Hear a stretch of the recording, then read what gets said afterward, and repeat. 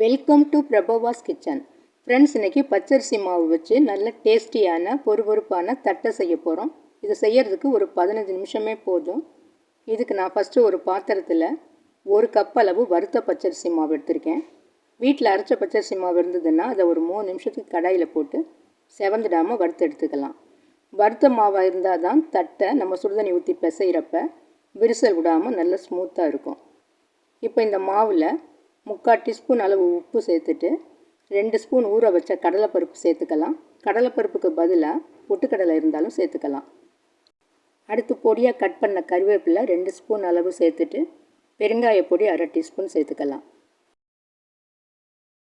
இப்போ கடலை மாவு 1 ஸ்பூன் சேர்த்துட்டு கருப்பு எள்ளு ஒரு 1/2 டீஸ்பூனு, மிளகாய் பொடி 3/4 டீஸ்பூன் காரத்துக்கு சேர்த்துக்கலாம். டால்டா இருந்ததுன்னா ஒரு 3/4 டீஸ்பூன் அளவு சேர்த்துக்கலாம். டால்டா சேர்க்கறதுனால தட்டை நல்லா பொறுப்பொறுப்பாக இருக்கும். அப்படி டால்டா வேண்டான்னா எண்ணெய் 2 ஸ்பூன் அளவு சேர்த்துக்கலாம். இப்போ இது எல்லாத்தையும் நல்லா பிசைஞ்சு விட்டுக்கலாம்.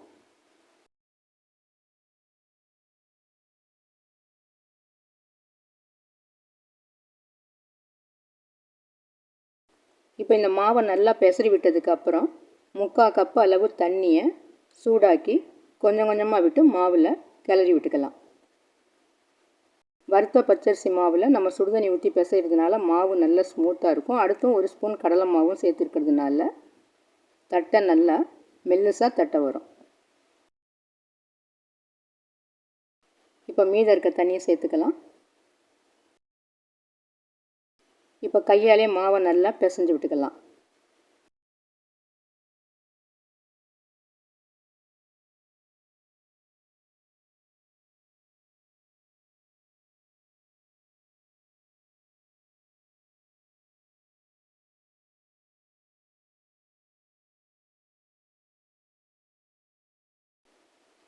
இப்போ மாவு ரெடி ஆயிடுச்சு. இப்போ இதை சின்ன சின்ன உருண்டைங்களாக உருட்டி ஒரு பிளேட்டில் வச்சுக்கலாம். இப்படி செய்கிறதுனால நம்ம தட்டையை ஈஸியாக தட்டி போட முடியும்.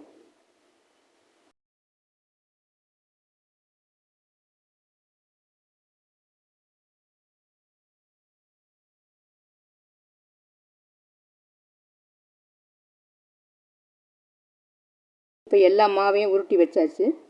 இப்போ ஒரு பாலித்தீன் பேப்பர் இந்த மாதிரி எடுத்துகிட்டு இதில் லேசாக எண்ணெய் தடவிட்டு இந்த உருண்டையை வச்சு இந்த பேப்பரை ஃபோல்டு பண்ணிக்கலாம்.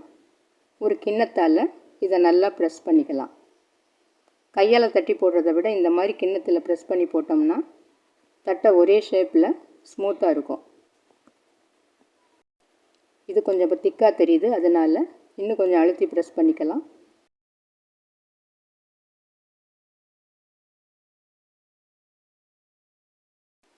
இப்போ பாருங்கள், நல்லா மெல்லுசாக இருக்குது.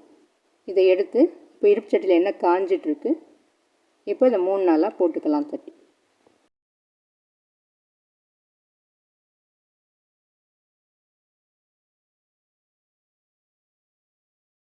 இப்போ இது போட்டதுக்கப்புறம் ஃப்ளேமை கொஞ்சம் மீடியத்துக்கு குறைச்சிக்கணும். அப்போ தான் நல்லா வெந்து ஒரே மாதிரி கலராகவும் பொறுபொறுப்பாகவும் இருக்கும். ஹை ஃப்ளேமில் இருந்துச்சுன்னா சீக்கிரமே செவந்து போயிடும், தீஞ்சு போயிடும்.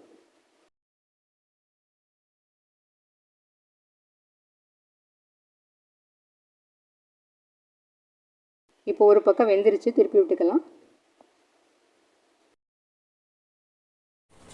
இப்போ தட்டை நல்லா வெந்து பொறுன்னு ஆயிடுச்சு. கலரும் பாருங்கள் நல்லா பொன்னிறமாக இருக்குது. இப்போ இதை எடுத்துடலாம்.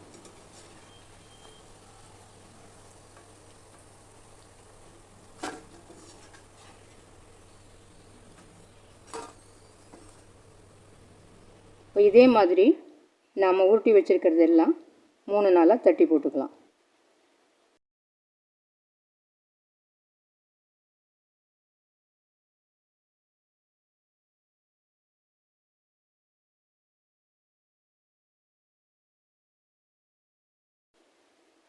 இப்போ எல்லா தட்டையும் செஞ்சு முடிச்சாச்சு. இது செய்கிறதுக்கு ஒரு 20 நிமிஷம் கூட ஆகலை. நினச்ச உடனே செய்யக்கூடிய ஈஸியான ஸ்நாக்ஸ் இது. இப்போ உடச்சி காமிக்கிறேன் பாருங்கள், எவ்வளோ கிறிஸ்பியாக இருக்குது. இந்த டிஷ்ஷு பிடிச்சிருந்ததுன்னா லைக் பண்ணுங்கள், ஷேர் பண்ணுங்கள், மறக்காமல் சப்ஸ்கிரைப் பண்ணுங்கள். நன்றி.